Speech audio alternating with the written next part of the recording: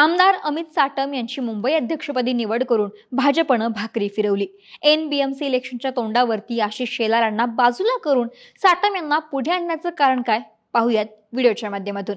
त्यासाठी हा व्हिडिओ शेवटपर्यंत पहा। नमस्कार, मी अक्षता आणि तुम्ही पाहताय सकाळ। आता isakal.com आहे देशातील नंबर 1 ची मराठी न्यूज वेबसाईट। प्रत्येक अपडेटसाठी isakal.com ला नक्की भेट द्या।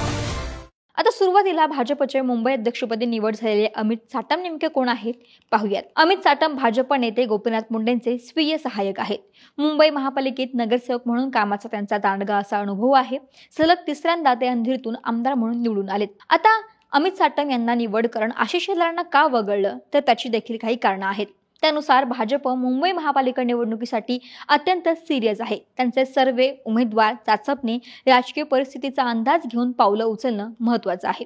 लोकांपर्यंत पोहोचण्याचे प्रयत्न सुरू झाले आहेत आणि म्हणून भाजपला पूर्ण वेळ काम करणारा नेताच हवा आहे। शेलार आता मंत्री झाल्यामुळे तितका वेळ देऊ शकत नाही आणि म्हणूनच भाकरी फिरवल्याचे संकेत देण्यात आले आहेत। अर्थात पक्ष सांगेल ते करावंच लागतं ही भाजपची नीती असल्यानं शेलार सुद्धा निवडणुकीमध्ये ऍक्टिव्ह असणारच आहेत।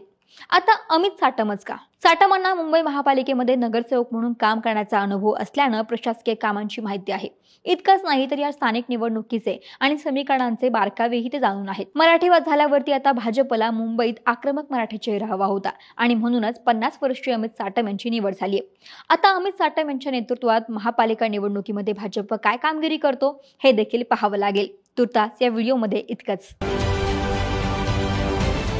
महाराष्ट्रातील सर्व बातम्यांचे विश्वासार्ह व्यासपीठ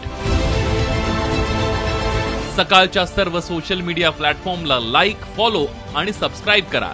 तसंच सर्व नोटिफिकेशनसाठी बेल आयकॉन प्रेस करायला विसरू नका।